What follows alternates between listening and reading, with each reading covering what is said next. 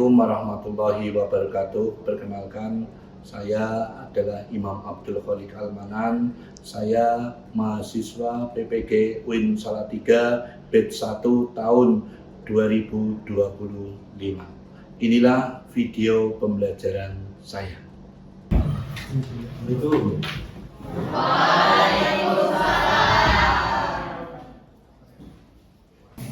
Siapkan. Jom. Salam.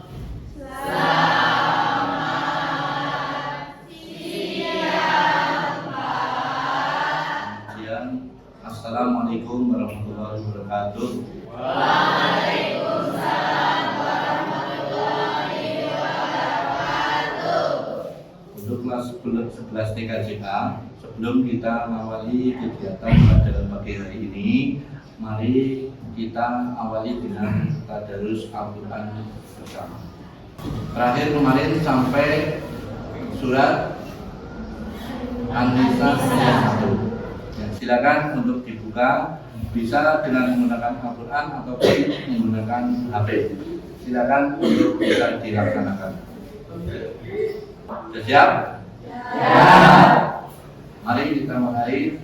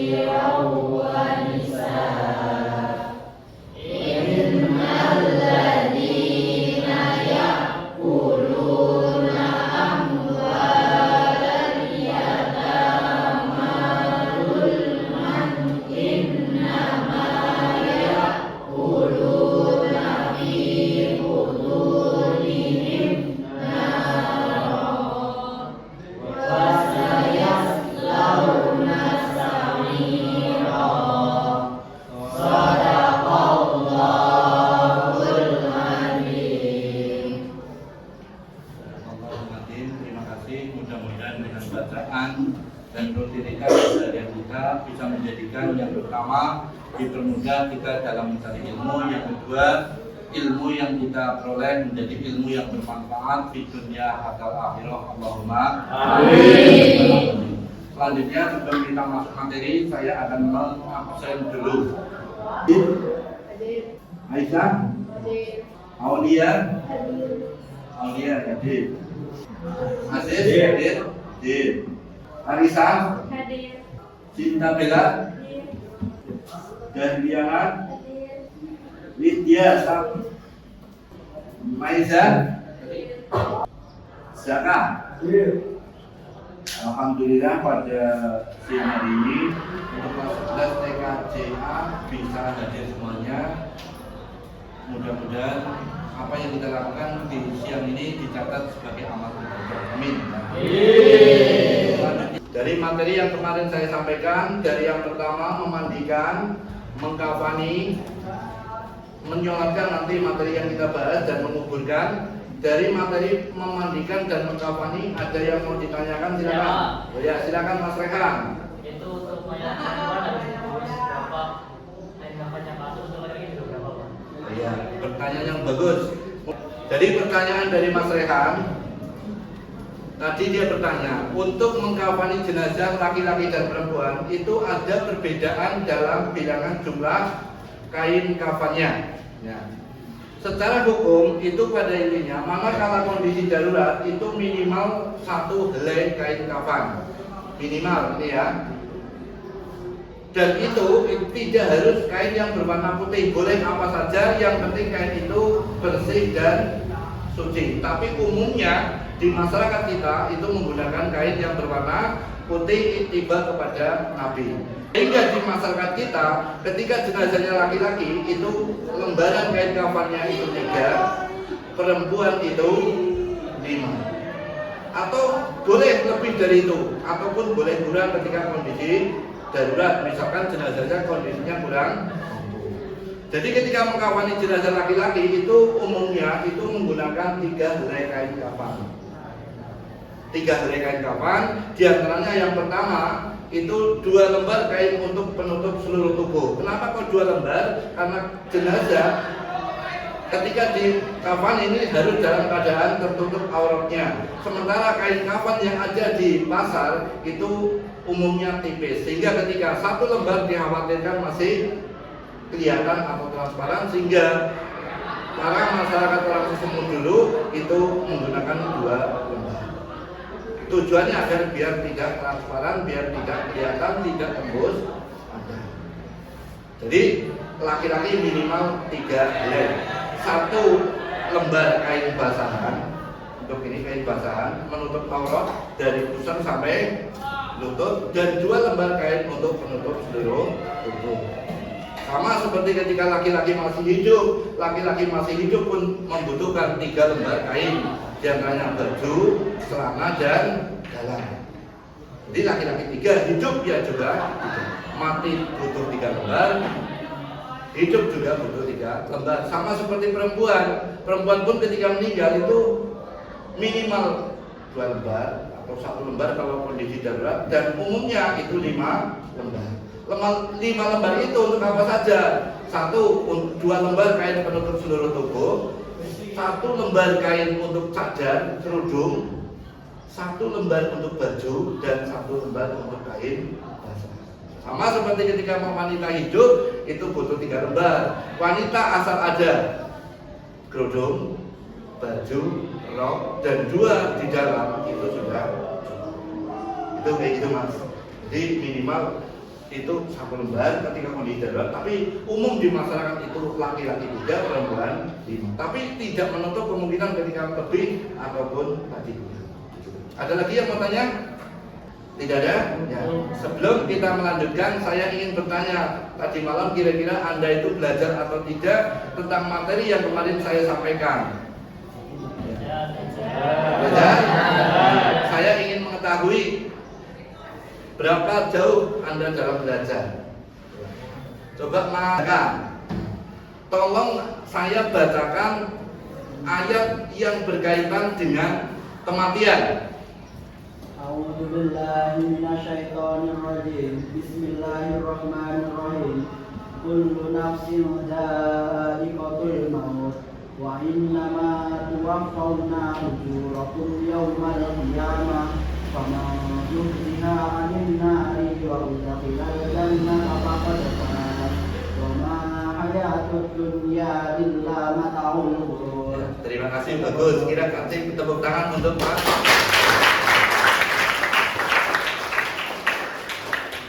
Yang selanjutnya, ya, Mbak Cinta. Saya ingin tahu.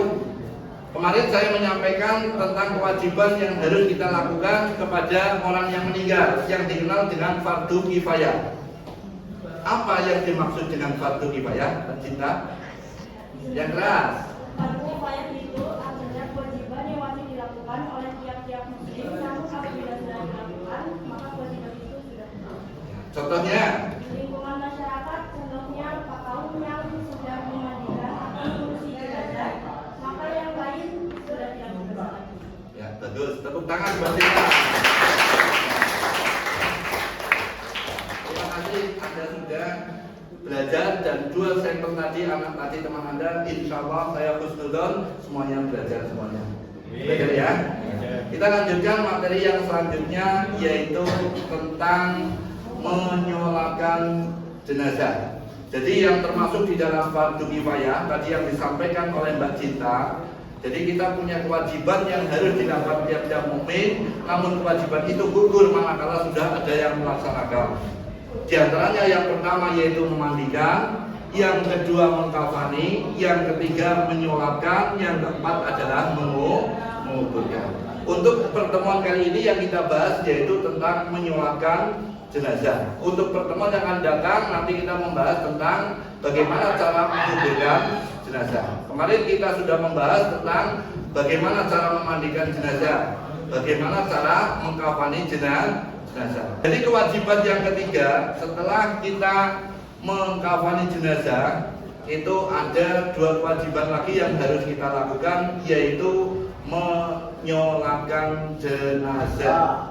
Jadi sholat jenazah itu beda dengan sholat yang lain, termasuk sholat fardu maupun sholat sunnah-sunnah yang lain. Siapa yang tahu bedanya antara sholat jenazah dengan sholat yang lain? Apa bedanya? Ya Mas siapa? Mas Erlan. Apa Mas? Kalau sholat jenazah tidak ada ruku dan sujud. Tidak ada ruku dan sujud. Bagus, terima kasih. Tepuk tangan buat saya. Jadi untuk sholat jenazah itu beda dengan sholat yang lain. Bedanya di mana? Sholat jenazah tidak ada rukuk dan sujud, cukup berdiri dan 4 takbir. Kita awali dari yang pertama. Sebelum kita melaksanakan sholat jenazah, pertama harus suci dari hadas kecil dan besar. Jadi Anda sudah wudu, terus Anda melaksanakan sholat jenazah. Sholat jenazah ini baiknya ini dilakukan secara berjamaah. Namun seandainya kondisi tidak memungkinkan, boleh saja dilaksanakan sholat munfarid atau sendiri. Kita masuk ke sholat jenazah. Ini jenazah sudah kita kafani. Ketika menyolatkan jenazah laki-laki itu posisi imam itu beda dengan ketika menyolatkan jenazah perempuan. Walaupun tidak menjadi aturan hukum baku, tapi ini ketentuan yang pernah dilakukan oleh Nabi dan sahabat. Ketika kita menyolatkan jenazah, posisi imam, kebetulan jenazahnya laki-laki, itu posisi imam lurus dengan, jadi di sini, otomatis makmumnya berada di belakangnya. Terus ketika jenazahnya perempuan itu tidak lurus dengan laki-laki, tapi lurus dengan rahim. Ini rahim ini di sini. Apa ada dasarnya? Alasannya ada. Di dalam konsep Islam, ketika jenazahnya laki-laki, imam hendaknya lurus dengan kepala, karena dalam konsep Islam ar-rijalu qawwamun 'alan nisa. Laki-laki itu adalah pemimpin. Karena laki-laki sebagai seorang pemimpin, organ tubuh yang paling tinggi itu adalah kepala. Ketika jenazahnya perempuan itu lurus dengan rahim sebagai penghormatan kepada seorang ibu wanita. Dalam konsep Islam, wanita itu makhluk yang luar biasa. Terus sebelum kita melaksanakan sholat itu, pertama sebelum kita membahas tentang itu niat. Bagaimana niat sholat jenazah? Ketika jenazahnya laki-laki, maka niat yang dilakukan, yang dibacakan itu adalah usolli ala hadzal mayyiti arba'a takbiratin fardu kifayah adaan. Ketika Anda jadi imam ya imaman, Anda jadi makmum ya makmum. Lillahi ta'ala Anda takbir Allahu Akbar. Ketika jenazahnya perempuan, niatnya beda. Apa niatnya? Usolli ala hadhil mayyitati arba takbiratin fardu kifayah adaan imaman aw makmuman lillahi. Anda takbir yang pertama Allahu Akbar, Anda membaca Fatihah, baik laki-laki maupun perempuan sama. Terus setelah Fatihahnya selesai, Anda takbir yang kedua membaca sholawat. Allahumma sholli ala sayyidina Muhammad wa ala ali sayyidina Muhammad wa akhirih. Ya. Takbir yang ketiga itu adalah mendoakan jenazah. Jadi yang kita doakan itu jenazah. Apa doanya? Ketika jenazahnya laki-laki, Allahumma firlahu warhamhu wa'afi wa'fuman. Ketika jenazahnya perempuan, doa yang kita baca apa? Allahumma firlaha warhamha wa'afiha wa'fuman. Itu ketika jenazahnya perempuan. Terus ketika jenazahnya lebih dari satu, kebetulan laki-laki perempuan, bisa huma, bisa juga hum, ya. Ini takbir yang ketiga. Terus yang keempat, Allahu Akbar. Yang keempat itu mendoakan jenazah, mendoakan keluarga dari jenazah itu. Allahumma la tahrimna ajrahu wa la taftina ba'dahu waghfir lana wa lahu. Ketika perempuan dhamir hu-nya diganti Allahumma fil laha warhamha wa'afiha wa'fu'an. Terus ditutup dengan salam. Assalamualaikum warahmatullahi wabarakatuh. Assalamualaikum warahmatullahi wabarakatuh. Sholat jenazah selesai. Ada yang mau tanya? Kalau tidak kita praktekkan. Saya minta satu, Mas siapa ini? Erlan, ya praktek dulu satu. Ini jenazah laki-laki ya. Ya, posisi Erlan sebagai imam di sini. Nanti jamaahnya makmumnya di sebelah sini. Usolli ala hadal masjidi arba'a takbiratin fardu kifayah adaan imaman aw makmuman lillahi Allahu Akbar. Takbir yang pertama itu tadi, setelah tadi takbir ini kayak gini ya, terus dibacakan Fatihah ya. Bismillahirrahmanirrahim. Alhamdulillahirabbil alamin. Setelah selesai, takbir lagi yang kedua. Takbir lagi yang kedua yaitu takbir lagi yang kedua Allahu Akbar. Takbir yang kedua itu adalah membaca sholawat ini adalah yang luar biasa. Ini yang kita harapkan syafaatnya besok di yaumil qiyamah. Man nasiya sholat alaiya nasiya tariqul jannah. Barang siapa yang melupakan bersolawat kepada Nabi, maka Nabi akan melupakan jalan yang menuju surga. Jadi takbir yang kedua membaca sholawat. Allahumma sholli ala sayyidina Muhammad wa ala ali sayyidina Muhammad wa akhirih. Mau dibaca sampai situ saja boleh, full sampai akhir juga. Terus takbir lagi yang ketiga Allahu Akbar. Tinggal mendoakan jenazah. Allahumma firlah warhamhu wa'afihi wa'fu'anhu. Perempuan Allahumma firlah warhamha wa'afihi wa'fu'anhu. Lebih dari satu boleh dua, huma boleh juga hum. Gitu ya. Jadi itu tentang sholat jenazah. Terus takbir lagi yang keempat, yang terakhir, takbir lagi Mas, Allahu Akbar. Takbir yang keempat, yang terakhir itu tidak mendoakan si mayat karena tadi di takbir ketiga sudah kita doakan. Di takbir yang keempat kita doakan keluarga yang ditinggalkan. Bagaimana doanya? Allahumma la tahrimna ajrahu wala. Ayo gimana? Waghfir lana walahu. Kalau perempuan jadi kalau lebih dari satu huma bisa juga kayak gitu. Terus setelah selesai salam assalamualaikum warahmatullahi wabarakatuh. Assalamualaikum warahmatullahi wabarakatuh. Sholat jenazah sudah. Kalau tanya, kalau tidak, mari kita praktekkan. Saya minta mas-mas, ya Mas Rehan, Mas Aziz, Mas Paijo dan Mas Rek, ya maju depan ya. Usolli ala hadal masjid arba'a takbiratin fardu kifayah adaan imaman Allahu Akbar. Bismillahirrahmanirrahim. Alhamdulillahirabbil alamin. Arrahmanirrahim. Maliki yaumiddin. Iyyaka na'budu wa iyyaka nasta'in. Ihdinas siratal mustaqim. Siratal ladzina an'amta 'alaihim ghairil maghdubi 'alaihim waladdallin.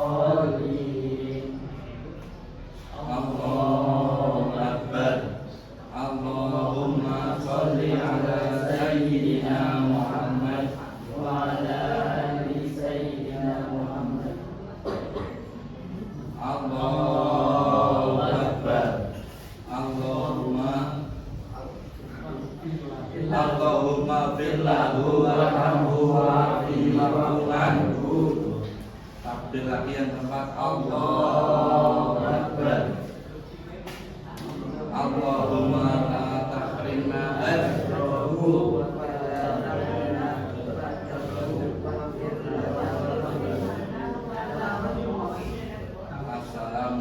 Assalamualaikum warahmatullahi. Assalamualaikum.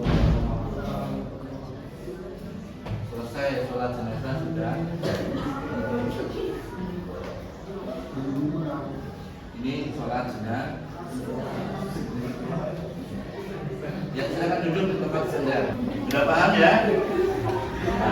Sudah paham? Jadi diantaranya tujuan kita memberikan materi tentang jenazah itu tidak lain tidak bukan agar nanti ketika Anda hidup di masyarakat, Anda bisa menjalankan kewajiban fardu kifayah yaitu sholat jenazah. Karena kita adalah makhluk sosial, makhluk yang tidak bisa lepas dari masyarakat. Kita hidup di masyarakat karena di dalam ajaran Islam pun ada atiiullah wa atiiur rasul wa ulil amri minkum. Taat Allah, Rasul dan pemerintah. Kita punya aturan. Ada yang namanya hablum minallah, ada yang namanya hablum minan. Ada hablum minallah, kaitannya ibadah kepada Allah Subhanahu wa taala, tapi ada kaitannya juga dengan masyarakat.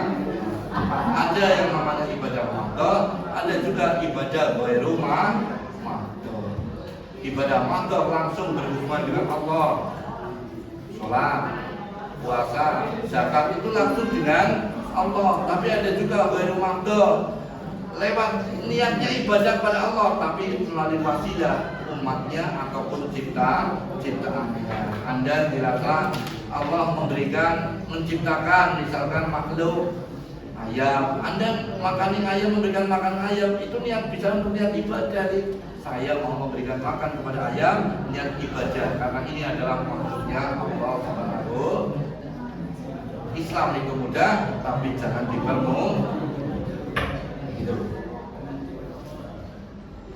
Jadi apa yang saya sampaikan, silakan mungkin ada yang mau bertanya. Terus yang kedua, mau menceritakan sejauh mana materi yang saya sampaikan Anda bisa menyerapnya. Yang pertama tadi yang mau bertanya dulu, silakan. Ada yang mau bertanya, silakan. Tidak ada, paham semuanya ya? Insya Allah mudah-mudahan biarpun sedikit apa yang kita pelajari pada siang hari ini ada bermanfaat buat Anda semuanya. Anda bisa memahami. Jadi tujuannya tidak lain adalah nanti ketika Anda hidup di masyarakat, Anda bisa menjalankan sholat fardu kifayah ini untuk sebagai bentuk sosial solidaritas kita kepada saudara kita yang telah meninggal. Begitu ya. Jadi tujuannya tidak lain tidak bukan itu. Tidak ada yang mau tanya? Ya, kalau tidak ada saya yang bertanya. Evaluasi sejauh mana Anda itu menangkap atau menerima materi yang saya sampaikan. Ya, Mas Paijo, coba Mas Paijo. Nah, Mas Paijo coba. Ketika Anda sholat jenazah, Anda sedang di posisi takbir yang ketiga. Apa doa yang Anda baca? Bismillahirrahmanirrahim. Yang keras, Mas Paijo. Bismillahirrahmanirrahim. Allahumma firlahu warhamhu wa afini wa Yang mu'alim. bagus.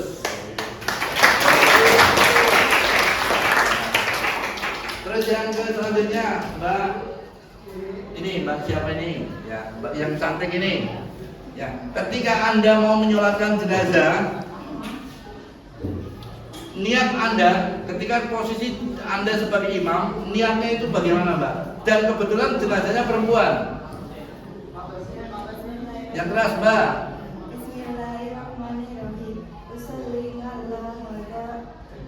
Usolli ala hadhil. Wah, ini kurang.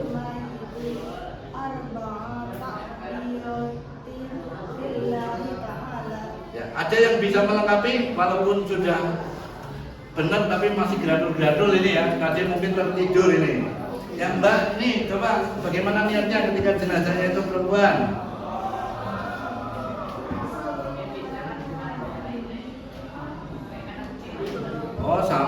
ini ya. Ya mbaknya.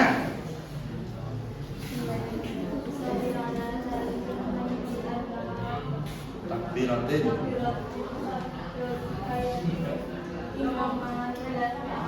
Ya. Bagus. Ya, kasih tepuk tangan.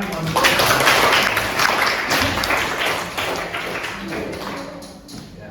Dari apa yang saya sampaikan dari awal sampai akhir, saya sudah menyampaikan dan tadi saya sudah mengetahui sejauh mana Anda di dalam menerima materi yang saya sampaikan. Ternyata ya walaupun belum maksimal, usahakan Anda tetap belajar. Kayak gitu ya. Yang namanya belajar itu tidak mengenal usia. Sebagaimana Nabi kita bersabda, "Utlubul ilma minal mahdi ilal." Belajarlah kamu dari Anda lahir sampai Anda masuk ke dalam liang. Kata Nabi, belajar dari hidup sampai mati. Anda lahir dulu diadankan sama ibu, sama Pak Kau mungkin, ataupun sama ayah Anda, diajarkan penanaman tauhid, terus Anda mati itu pun didoakan oleh Pak Kaum biasanya dan ditalkin. Ya, kan di masyarakat itu biasanya ditalkin, diingatkan karena nanti akan didatangi oleh dua orang. Jadi harapannya setelah Anda nanti menguasai materi, paham dengan materi tentang kaitannya jenazah, Anda bisa menerapkan dalam kehidupan di masyarakat.